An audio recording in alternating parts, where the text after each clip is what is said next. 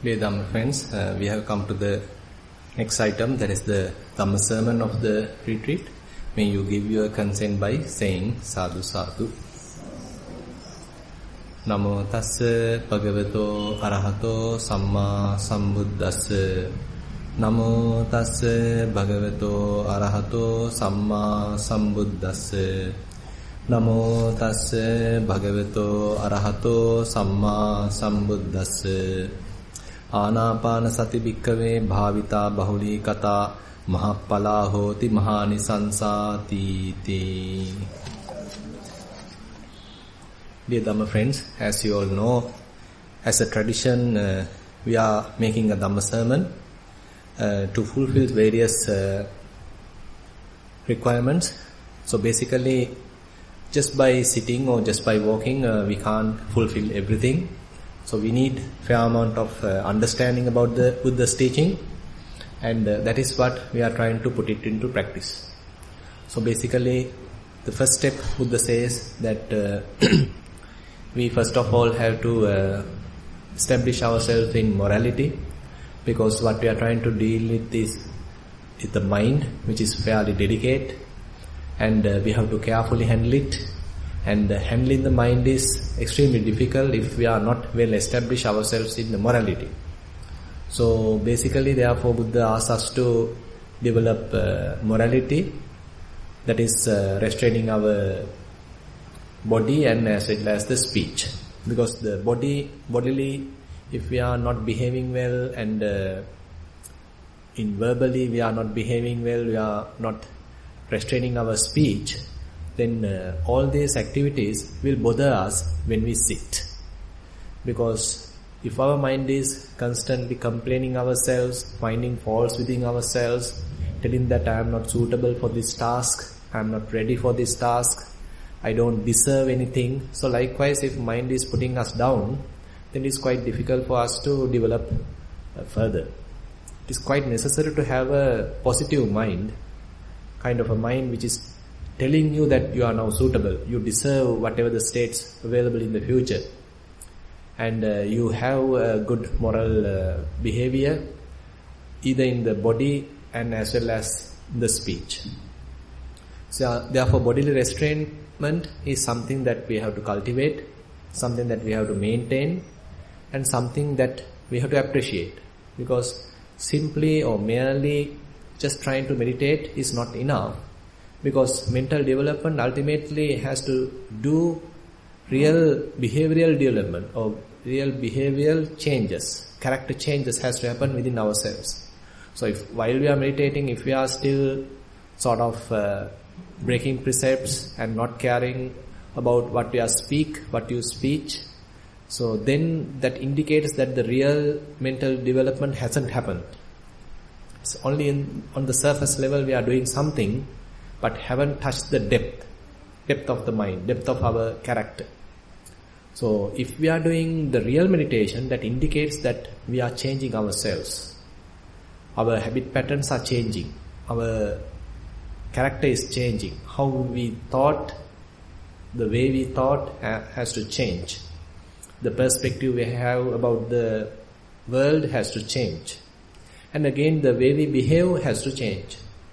So therefore, it is quite necessary to have moral behavior, basically to restrain the body as well as the speech, so that we won't get sort of negative remark about ourselves. So we feel quite comfortable, and mind is not confused. So Buddha says, therefore, this moral development, well established in speech and body restrainment, will lead to a unconfused mind.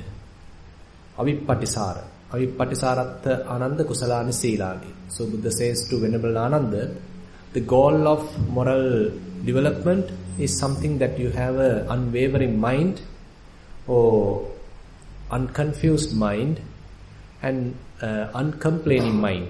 It is not complaining to others, rather complaining to yourself, telling you are bad or you are naughty or you are sort of below or something, mean or something like that. Rather the mind tell, okay, you are now suitable. you are capable, and you deserve something. So that attitude is quite important for meditation. And on the other hand, Buddha says that we need to time listen to Dhamma and maybe even read books so that we are in touch with real Buddha's teaching, the core teaching of the Buddha, and on top of that we are developing or practicing. When we find ourselves really touching or really fulfilling what Buddha has mentioned, then real joy arises within ourselves, that we become kind of a witness or evidence for Buddha's teaching. It is not that the Buddha's teaching is valid only during 2600 years ago. Even in this 21st era, still it is available. Still it is touchable. Still it is practical. So that actually we ourselves can verify, and we ourselves say we practically involved in meditation or the Dhamma development, and time to time when we refer books, say Buddha's teaching, and we hear the Dhamma, if we can really tally our experience with Buddha's words, then we can be really joyful. And then Buddha says, okay, you still might have certain doubts about the teaching, or still might have some sort of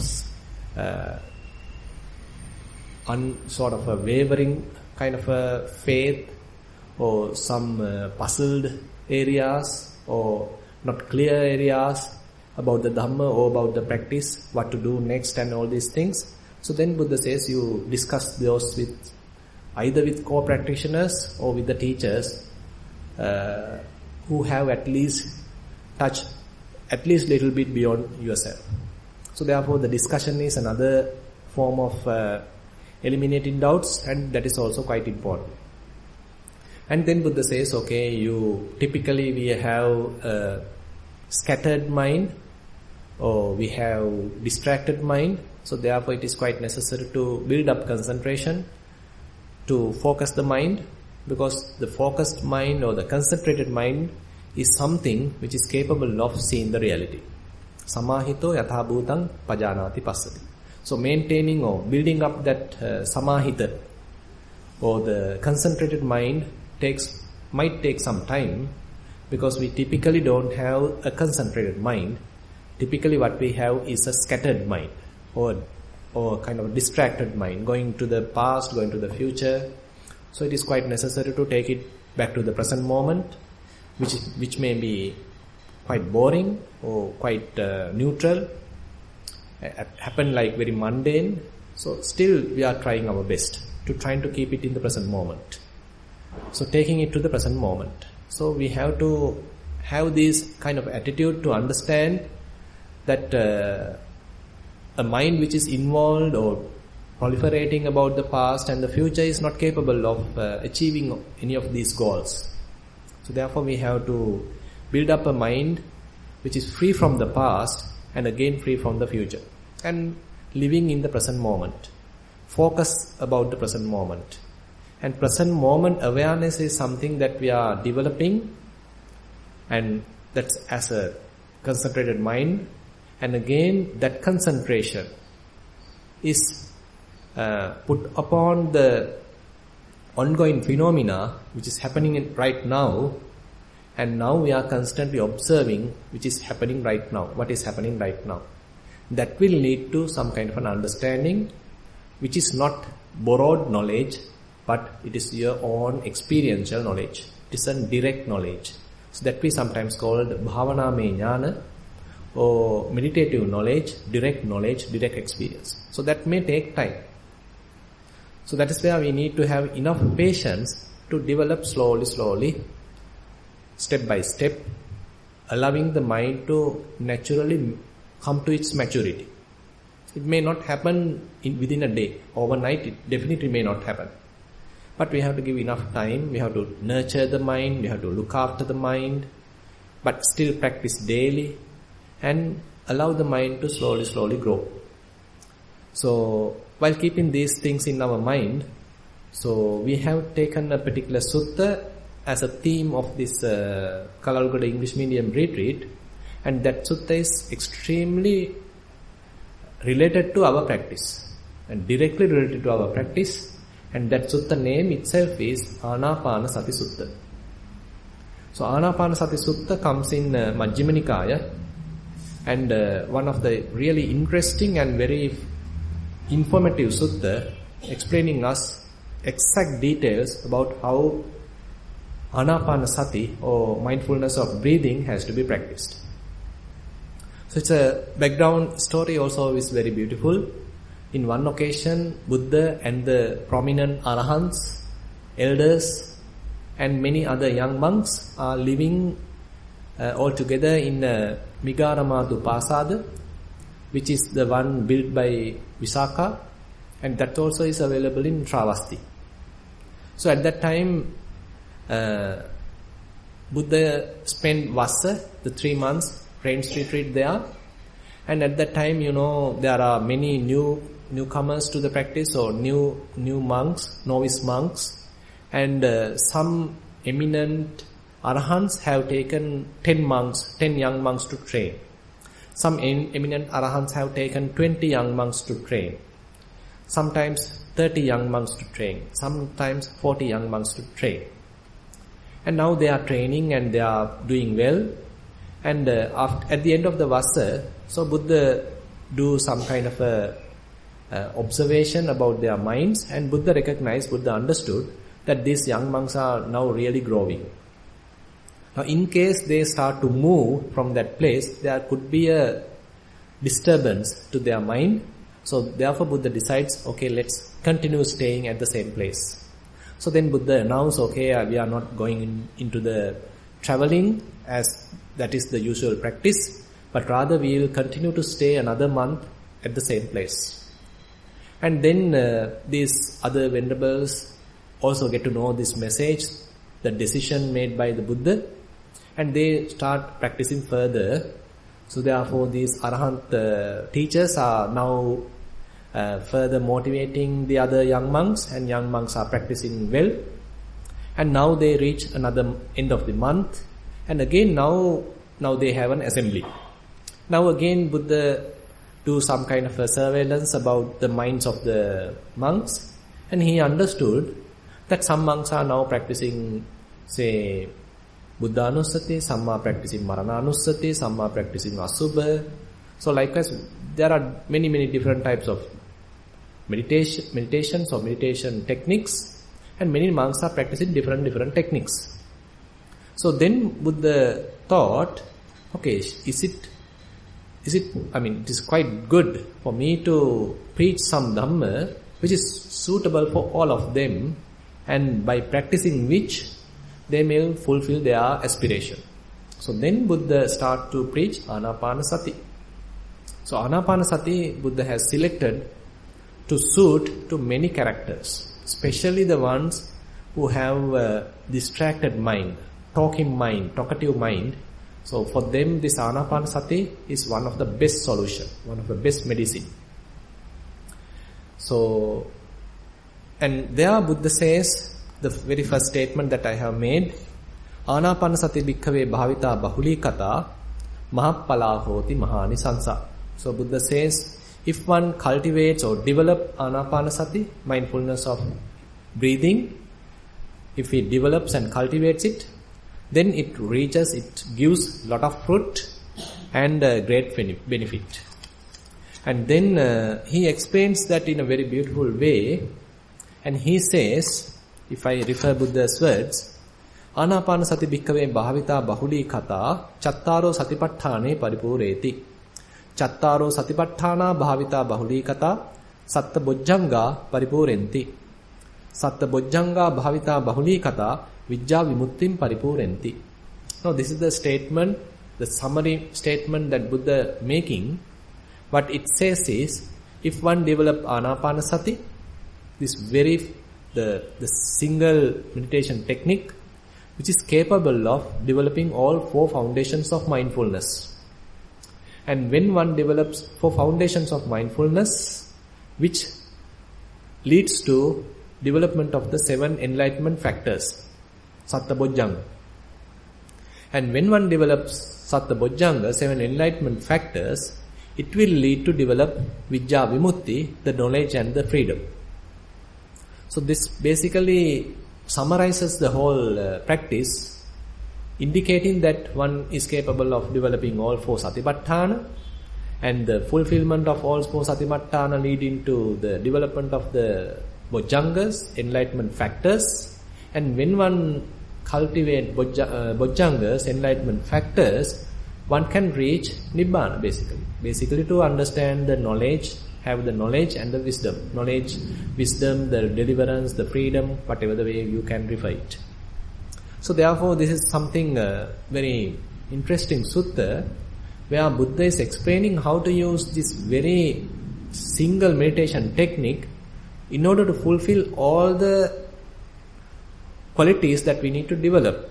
So typically we think, okay, we have to go through Anapanasati, then we have to go to say Dhatu Manasikara, or we may need to develop Asubha, we need to develop Vedananupassana, we have to go to Chittanupassana, we have to go to Dhammanupassana, blah blah blah. So all these different techniques we may have in our list.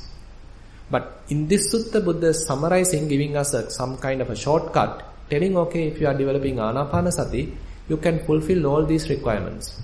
So in a way it's a direct path. And on the other hand, Buddha himself has practiced Anapanasati in order to become the Buddha. So there is no any, that is the best way to put it. So therefore Anapanasati is one of the Buddha's practice itself. So that is what he did just before his enlightenment, and he started to practice Anapanasati, and he is developing stage by stage and achieved the full enlightenment. Not just Anahanchit, but the complete enlightenment. So therefore it is it's a kind of one of the best meditation techniques available during the Buddha's time, as well as the past and in the present, maybe in the future as well. So then he explains how to develop Anapanasati in order to fulfill all these requirements. So his explanation has 16 steps. So it is quite necessary to understand these 16 steps. Otherwise we may be doing different ways of Anapanasati without fulfilling what Buddha expected. So you may be spending years of time without knowing the way to look at it, without knowing how to do the real practice, but actually not getting any result. You may get some trivial results, but not the sublime results. So it is quite necessary to understand the complete teaching, therefore, all the 16 steps and the way how Buddha is asking us to make it further development, which will help us to understand the complete path. Even though we may not be at the higher stages, still when we have a clear understanding about the direction where we need to move, then we can confidently move in the same direction. We can confidently move in the correct direction. So the first 4 steps he explains, and he says that it is referring the Kayanupassana section. So that we have discussed last month. Just to summarize, he says, just before the Kayanupassana, he actually says Sato Vasasati, Sato Passasati, indicating that you are mindfully breathing in, mindfully breathing out. So he starts with somewhere we can begin. Because you know that typically we are not aware that we are breathing. We are thinking various things, our mind is analyzing various things, our mind is criticizing various things, dreaming about the future, fantasizing, and all these things are going on, and we don't know that body is breathing. So Buddha is asking us to be aware that the body is breathing. So in order to come back to that simplicity, in order to come back to that knowledge, the experiential knowledge that the body is breathing, you have to let go the past and the future. Without it, you are not completely recognizing this breathing process. If you could let go the past fully and let go the future fully, then your mind is utterly present. That present mind, that present awareness can understand, okay, now the body is breathing. It is not you breathing forcefully, deliberately. Rather, body is naturally breathing. It happens effortless way. So one begins like this. Now one is looking at oneself. He is aware of his own body, and he recognizes the body itself is breathing. And he appreciates this feeling. Rather than allowing mind to go to the past, rather than allowing it to go to the future, he tried to appreciate this very simple, very normal, very boring, kind of neutral kind of experience, and he tried to keep his attention fully onto it. Now he is mindfully breathing in and mindfully breathing out. Mindfully breathing in, mindfully breathing out. As a result, he may understand, okay, there are certain minor differences between in-breath and out-breath. In-breath is not 100% similar to out-breath. Just to give an example, say in-breath may be cooler, out-breath may be warmer. In-breath might happen in one side of nostril, and the out-breath might happen in the other side of the nose. So likewise, there may be different differences one can feel. So this indicates that the mindfulness is developing. Because at the beginning you can't recognize any of these, but the mind is jumping here and there. But only when the mind is really present that you can recognize, okay, there are subtle differences. It is not the in-breath and out-breath is 100% similar, but there are differences. And then what happens is you are going beyond that, and then you recognize, okay, the in-breath, say 2 consecutive in-breaths are not 100% similar. 2 consecutive out-breaths are not 100% similar. So in order to recognize that, you need to have a fair amount of mindfulness, fair amount of concentration, because now we are talking very subtle differences. Typically we think all the in-breaths in line are very similar. All the out-breaths in line are very similar. But more refined mindfulness will tell you it is not. One in-breath may be longer than the previous in-breath, and one out-breath may be longer than the previous out-breath, and one in-breath may be shorter than the previous in-breath. One out-breath may be shorter than the previous out-breath. So likewise there are minor differences. Dīgaṃ vā asasanto dīgaṃ asasamīti pajanāti. Rasaṃ vā asasanto rasaṃ asasamīti pajanāti. Likewise, Buddha is explaining this situation where you see the differences between 2 consecutive in-breaths, 2 consecutive out-breaths. Now this is the first stage. Then you are going beyond that, where you are recognizing, okay, there's a beginning of in-breath, then the middle of the in-breath, and the end of the in-breath. In the beginning of the out-breath, the middle of the out-breath, and the end of the out-breath. So that means that you are now recognizing the complete cycle of breathing. It is not happening immediately, spontaneously. Rather, it's a gradual development. Subtly, softly starting, then it is improving, then it is disappearing. After a little while, after a little gap, then the out-breath starts. Then it is growing, then it is disappearing, completely finish, and then after a little gap, the next in-breath begins. So this is the next stage. Now you are calming yourself down, you are not changing your posture, you are well focused, you are trying to comprehend all these subtle differences, all these different stages happening within the breathing cycle. If you are able to maintain your attention like this, Buddha says, it will further calms down. So now it appears like breath is disappearing. Now you are not becoming panic, rather you feel okay, you allow it to calm down further. Pasambhayang kaya sankharang asasisamiti sikkati. You are coming to the last stage of the Kayanupassana section. So Buddha says, okay, allow breath to further calms down. So breathing becomes subtler and subtler. Your perception become more and more refined.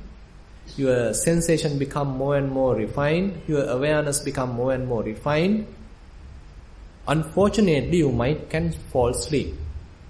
So there you have to be careful. Because now we are in a very subtle stage, very refined stage, and again very comfortable stage, extremely friction-free state. So then what the practitioner has to do is, practicing again and again in order to refine his mindfulness, improve his mindfulness, so that he is fully awake even when the breath is extremely subtle. Now he is achieving it. Say after continuous practice, he now maintain a wakeful state, very mindful state, even when breathing happens extremely subtle way. Now we are in the fourth stage of these 16 steps, and Buddha say all these 4 steps belong to Kayanupassana. And then we have explained the Vedananupassana section, that also during the last month. And there, when you are now 100% looking at breath, now this breathing become very beautiful. Previously breathing was very boring, and you want to get up and you want to give up, and all the different problems are there, many pains and aches and everything are there. But now real change happens. Now each and every breath you are enjoying. You are waiting, or you are enjoying each and every breath. Breath become very beautiful. And as a result, you feel very comfortable. Your body like floating, less weight, and kind of ripples are happening, waves like sensations happen. You are like wrapped in a kind of a very happy state. Rapture happens, and all these different so to say the positive feelings or the happy feelings are rising. Pīti patisangvedi asasisamiti sikkati, sukha patisangvedi asasisamiti sikkati. So Buddha explains, now you can recognize there are some rapture arising in your body. There may be sort of happiness arising in your body, the joy arising. So you are now recognizing them. Typically, one mistake we do is that when happy feelings are arising, we are enjoying them, but we are not capable of going out of them and look at them objectively. So that is a big thing that we have to do, because typically we may be able to look at pain or painful feelings as painful feelings. But when the happy feelings are arising, we are enjoying them. We are fully trying to absorb to them. We are trying to fully with them and encouraging them, wishing them to have more and more without seeing them objectively. So here one important point Buddha is making, you see the rapture, you see the happiness, all this joy also objectively. Don't become a slave to them. You go out of it and see them objectively. This is a big achievement, because in order to do that, you have to detach from this feeling. You need to get away from this happy feeling. Only then you will be able to see them objectively. Otherwise you will be there. Otherwise you will be fully there, fully absorbed with them. So your mind is trapped in them. You may be enjoying, of course, but the mind is trapped there. But Buddha's advice there is, look at them objectively. So if you are capable of doing that, then you can see different feelings. There may be happy feelings arising, they may be changing, they may be disappearing. Another happy feeling arising at another place, they also changing, disappearing, arising, and all these things. Now you are seeing. And now you are fully aware of various different types of feelings. Maybe neutral feelings, maybe happy feelings, as well as painful feelings as well. And Buddha says this is the stage of Vedananupassana. So you have taken the Anapanasati path, but while developing Anapanasati, all these happy sensations are arising, but you are not get caught to them, rather you are capable of coming out of them and looking at them objectively. And now you are doing Vedananupassana. And then as a result what happens is, you are not promoting them, you are not wishing them, and you are simply allow them to happen as well as you allow them to go. You are not grasping them. So as a result, these different feelings start to calm down. Passambayang citta sankharang assasisamiti sikkati. As the last stage of Vedanupasana section, so Buddha says, you allow them to calm down. So you are now losing all these different kind of happy feelings, but you are not wishing them, but rather you look at them like someone else's feelings. They are coming and going. You have no control. And now you are looking at them objectively. Time to time different things are arising, and you are watching them and they are going. And even different perceptions can happen, not to everyone, but perceptions can happen. There are different images might appear, different illusions can appear, but all these things you are not identifying with them, you are not encouraging them, you are not becoming a slave to them. Rather, you allow them to go away, allow them to fade away. You are now somewhat like mastering it. You are capable of coming out of them without being a slave to them. Typically what happens is we become a slave to them. We encourage them or we get afraid of them. But rather here, different images or different perceptions might happen, but you are capable of recognizing them as merely perceptions. And you simply allow them to fade away. Now, if you are capable of doing this, then the body becomes further calmer and mind also becomes further calmer. And now we are completing the Vedanupasana section. Chitta Sankhara Patisangvedi Patisangvedi Asasisamiti Sikkati, and lastly Pasambhayan Chitta Sankharang Asasisamiti Sikkati, where you are allowing all these feelings, different types of feelings as well as different perceptions to calm down.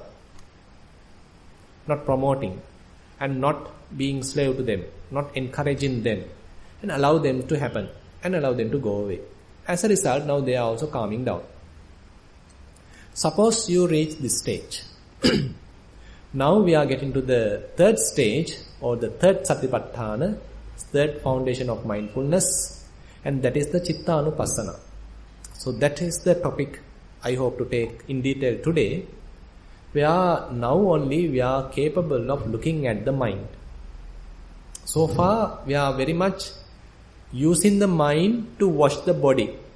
Different body sensations may be there, different feelings may be there, and subtle differences of the breath are there. So you are still related to the body. And even the feelings may be the bodily feelings.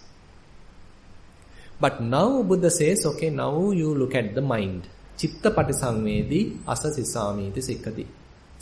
But before telling that, and he's giving a little warning to us like this. Naham bhikkhave muttas satissa asampajanassa anapanasati bhavanang vadami. O monks, I am not recommending Anapanasati for a person who is with wavering mindfulness or who is forgetful and who is not fully aware. So the point is, now so far our mindfulness, our concentration help us to look at the body, and body is less deceiving.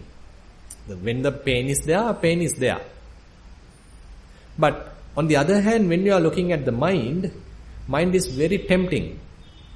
Mind is very tricky. And while you are looking at the mind will catch you.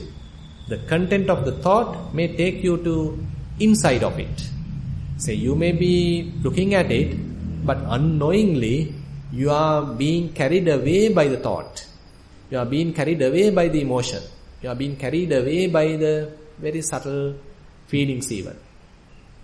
So therefore Buddha is warning us, okay, you develop enough mindfulness, you develop enough concentration using Kayanupassana, using Vedananupassana before you enter Chittanupassana. So that's a very valid statement, because sometimes we think that we are too smart So the others are spending a lot of time in Kayanupassana and Vedanupassana. So I am a degree holder, let me try Chittanupassana.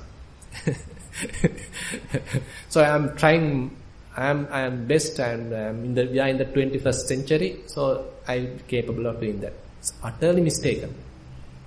Because today actually more vulnerable than the old days, and the old days minds are fairly less corrupted. But today, in the present day, our minds are utterly corrupted. So therefore we have to be extremely humble to recognize our minds are well polluted, extremely polluted than the previous era nations, previous era human beings. If not, we'll be completely deviating from the path. And suppose one understood that, and the person understand he is a down-to-earth character and very humble, and he understand the enough pollutants or enough pollution happen in his own mind, enough corruptions happen in his own mind, how scattered his mind, how distracted his mind, he recognizes. Then he practices Kayanupassana. He is trying his best to establish mindfulness. Okay, let go of the past, let go of the future, and coming to the present moment. Now he understands, okay, there is something.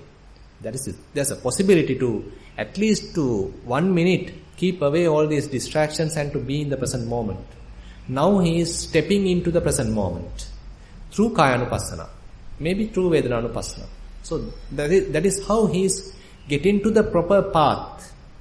First, recognizing that the mind is utterly corrupted, utterly distracted, and becoming humble to recognize it and to come to the very down-to-earth position to start with the body, to see the sensations in the body, see the different element characteristics in the body, and develop mindfulness. And once you develop enough mindfulness, then maybe we can try Chittanupassana, where you are now trying to see the mind through the mind. Because when you are looking the mind through the mind, if the emotion is too strong going through in the mind, you might get carried away by the emotion.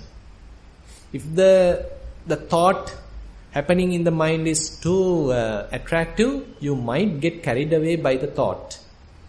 So this is why we have to be careful when we are watching the mind. So in this stage, therefore Buddha says, Chitta patisangvedi asa sisamiti sikkati. Now you aware of the mind. So it does not mean that the mind has so many distractions, because you have now fairly achieved fair amount of concentration by Kayanupassana and Vedananupassana. And now the rate of thoughts happening may be fairly less.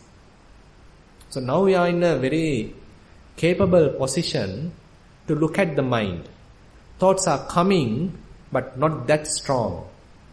Thoughts are coming, but not that in a higher rate. They are coming, and after a while another one coming. So likewise, you are in a manageable state. So you can now comfortably look at the mind. Chitta patisangvedi asa sisamiti sikkati. So there may be subtle thoughts happening, and you can even recognize, okay, it may be a kind of a lustful thought. It may be a kind of a aversive thought. Maybe a kind of an angry thought. Maybe a kind of a restless thought. Mind is wavering like. So likewise, different tones of the thoughts you may be able to recognize. So if you can refer Satipatthana Sutta, in the Chittanupassana section, Buddha says, Saragan chittanti pajanati. Vitaragan chittanti pajanati. Sadosan chittanti pajanati. Vitadosan chittanti pajanati. Likewise, he is explaining, okay, different thoughts are happening, and you recognize them. And they are not yours. There may be different causes arising, and because of that, now different thoughts are arising. And you are now looking at thoughts objectively. Remember that we are looking at the feelings objectively. Say happy feelings are arising, rather becoming a slave to happy feelings, we are capable of coming out of them and look at them objectively. Similarly, now thoughts are happening in the mind without claiming them as my thoughts. I am bad to think about lustful thoughts. I am bad to think about, angry thoughts, and like that you are complaining to yourself. Without doing that, you look at them objectively. Okay, there is a lustful thought arising. Okay, there is a angry thought arising. Okay, there is a deluded thought arising. Okay, there is a aversive thought arising. Okay, there is a distracted mind arising. So all these things now you are looking at objectively. They are happening in front of your very eyes. Now you have your own established mindfulness. You are watching the mind. More and more you watch like that, you are not feeding them. So far what happened is, when, say for example, angry thought arise, we start to justify ourselves. Okay, we are telling I am correct, he is wrong. I am correct, she is wrong. And I justify anger. So anger arising, anger develop, and then anger completely eats us. So now we are burning with anger. Say lust arising, so I like it, so I encourage it. So ultimately the whole mind become utterly lustful. Say conceit arise, so I don't know what about how to deal with it, and the conceit further develops and I become going on several feet high because of conceit. So likewise we become utterly slaves to different thoughts. But now when you develop fair amount of mindfulness and this kind of a perspective where you can look at thoughts as thoughts. Thoughts are not mine. Thoughts are just merely thoughts.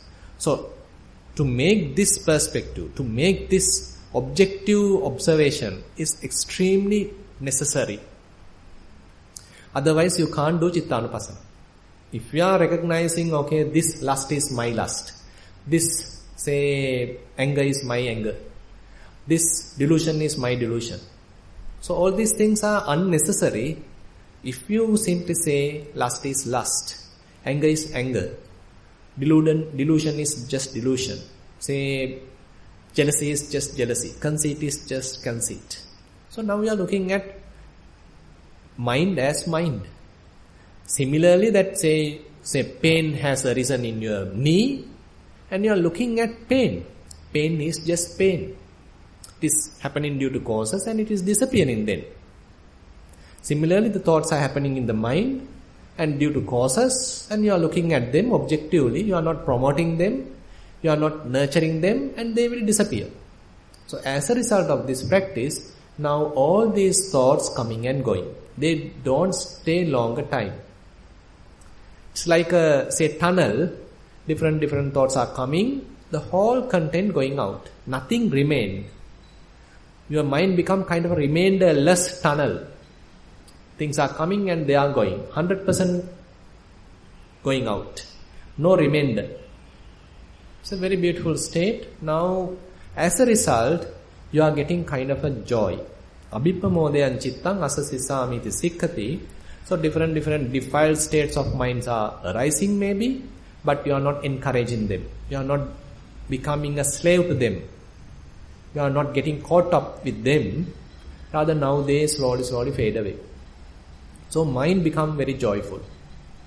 Because the nature of the mind is kind of a pure state. And now you are encouraging more of that. And then what happens is, if you are capable of looking at like this objectively about the thoughts and now they are disappearing, and as a result what happens is samadhahan chittang asasisamiti sikkati, the third stage in Chittanupassana section. In the number, that is the 11th. In the 16 steps, now we are in the 11th. Samadhahan chittang asasisamiti sikkati. Now we are allowing the mind to further concentrate. Because the thoughts are disappearing, they are coming and going, and mind become more and more concentrated, more and more calming down. if you can remember, in the Kayanupassana section, your body has fairly calmed down. That is why it is referred as the fourth stage, Passambhayang Kaya Sankhara Nasasisamiti Sikkati, where the body has fairly calmed down now. You won't feel gross body now. So you can't find, say, knee, you can't find head, you can't find hand. All those notations are gone. That is happening at the Kayanupassana section at the end. And then in the Vedananupassana section, so you can't find a pain on your knee. You can't find a itch on your neck. All these notations are gone. And even all these itches and all these pains and everything also are very calmed down. That's the practice. That is the result of the practice. That is the last stage of the Vedananupassana. Passambhayan chitta sankarang asasesamiti sikkati. So you are practicing Anapanasati, allowing all these sensations, allowing all these feelings to calm down. You are not encouraging them, you are not recognizing them. When you are objectively look at them, now they are all calming down. So you can see how the development happens. You have fully let go of the body now. And now you are fully let go of all the sensations, all the feelings. And now mind only look at the mind. And as an object of the mind, what is available now? Is it the body available as an object? No. As the feelings available as an object? The bodily feelings? No. So the mind is free from all the bodily sensations. So the body is no more as an object for the grasping, for the mind. And again, there are no feelings as an object for the grasping for the mind. And now only the mental states are available in case mind can grasp. And the last stage of Chittanupassana, Buddha says, Vimochayang Chittang Asasisamiti Sikkati. Now very subtle mind states are available and mind still grasps them. You know, Buddha says, the consciousness either grasps some material form, the rupa. Ruparambana rupa patittang. So likewise Buddha is explaining in Upaya Sutta. So the vijnana, the consciousness, either has to live or stay well established in the rupa, in the elements. Or it has to establish it in the feeling, the vedana.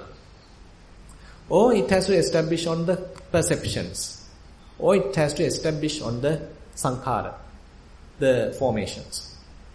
Now slowly what happens is, now you let go of the body. Now mind or the consciousness has no footing on the body.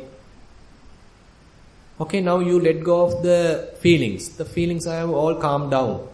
So there is no footing on the feelings. Now consciousness has only footing on the mind itself. And now what happened? We are recognizing different mind states and we are not identifying with them, and we'll allow them to also to calm down. Now further and further calming down happen. So Buddha says, as a result, what is the last stage of Chittanupassana? Vimochayang chittang asasisamiti sikkati. So mind become free from what? From everything. Nothing. So now mind is free. So there is no object at that stage. So now it's a very, very important point where so far our mindfulness is associated with various objects, various gross objects, so to say. And it is refined, and ultimately it has very refined mind states, and even that you are calming down. Samadhan chittang asasisamiti sikkati indicates that even that you are calming down. And ultimately that also let go of. Vimochayan chittang asasisamiti sikkati. Now mind experience some kind of a freedom which is completely free from any object. Now you are getting to a different state of vipassana where you feel simple awareness. intuitive awareness, basic awareness. So you have the basic mindfulness which is not based or established on object.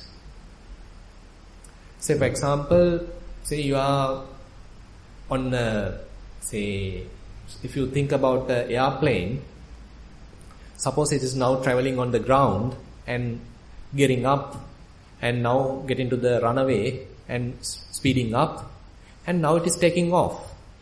Now after taking off, does it has any attachment? Does it has any connection with the ground? No. Similarly, we are like developing the momentum with all these different objects. Maybe the body taking as an object, maybe the feelings taking as an object, and now we are developing the momentum, the mindfulness, momentum of the mindfulness.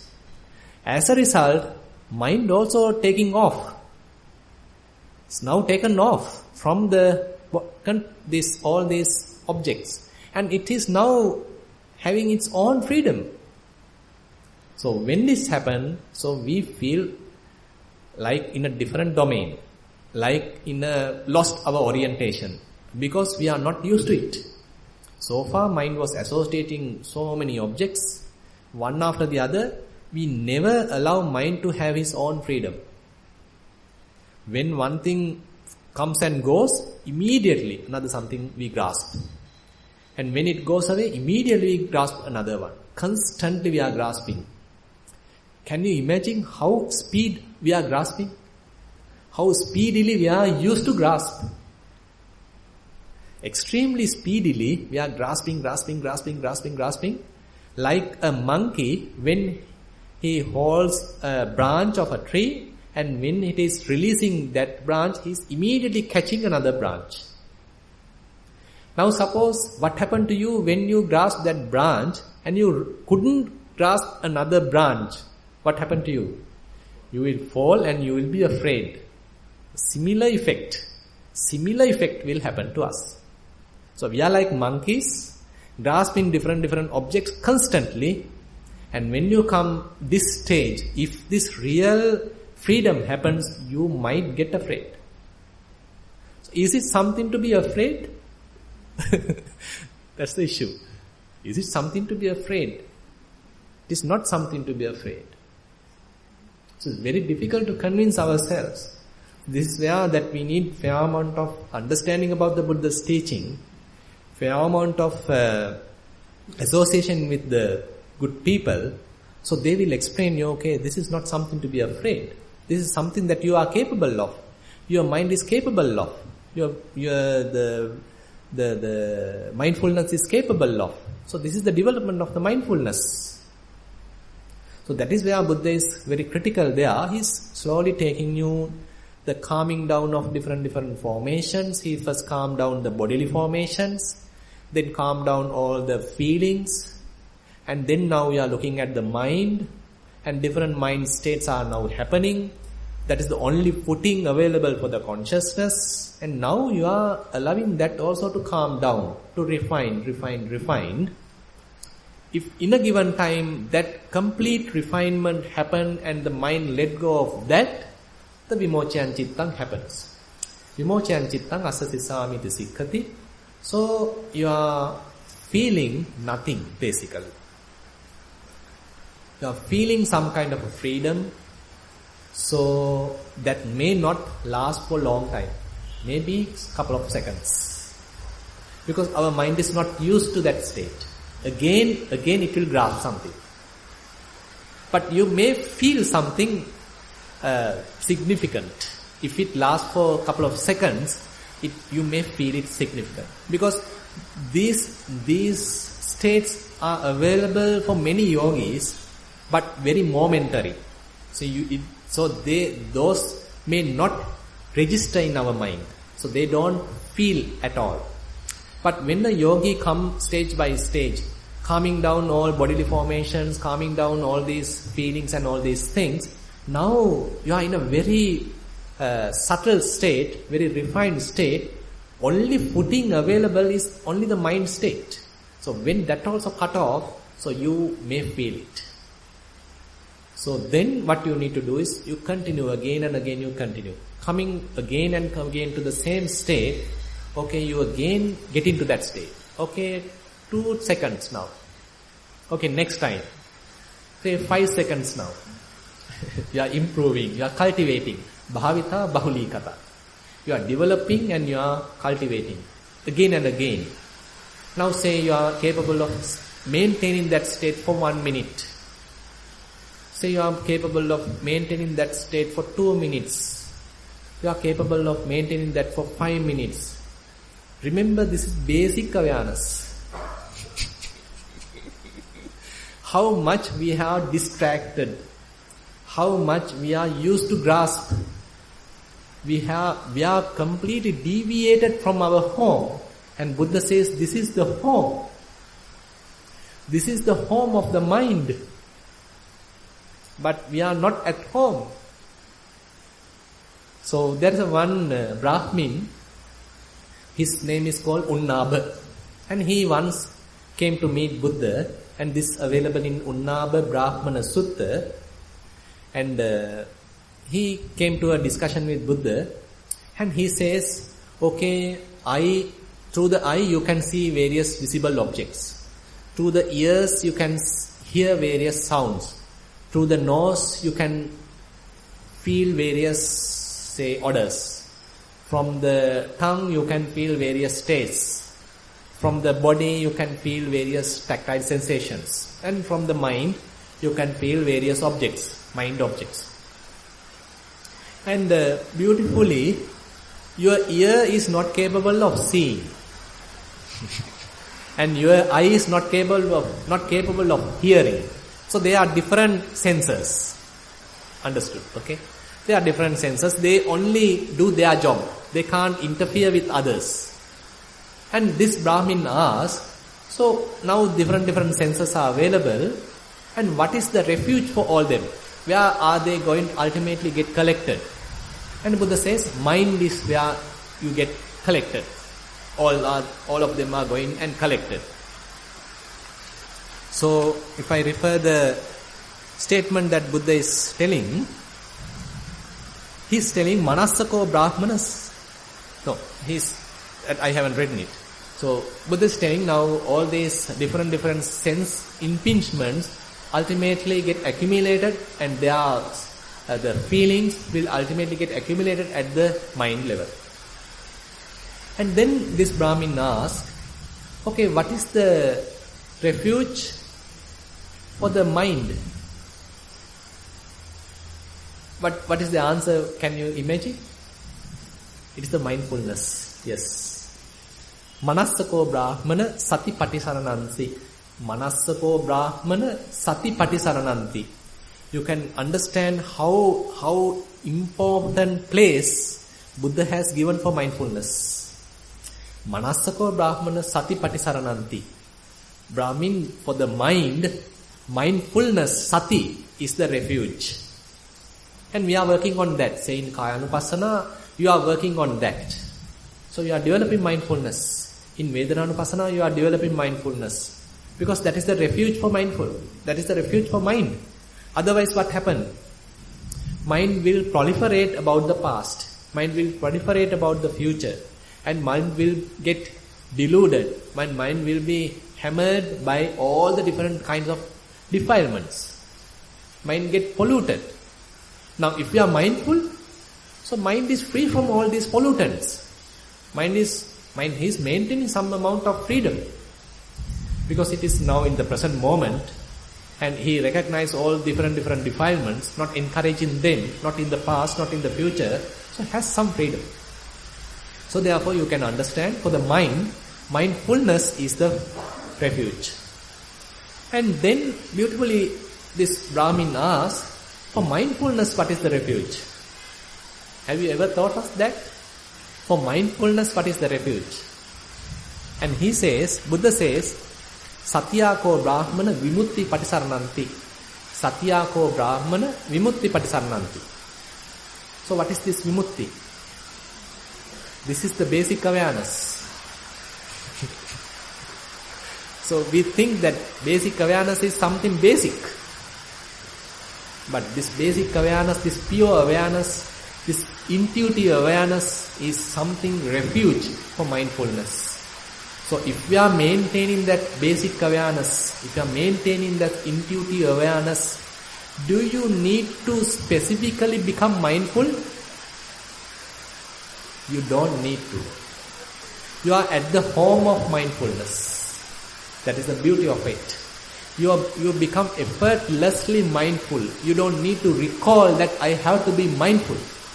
You are naturally mindful. You are at the home of mindfulness. Such important, such valuable is to nurture that freedom of the mind.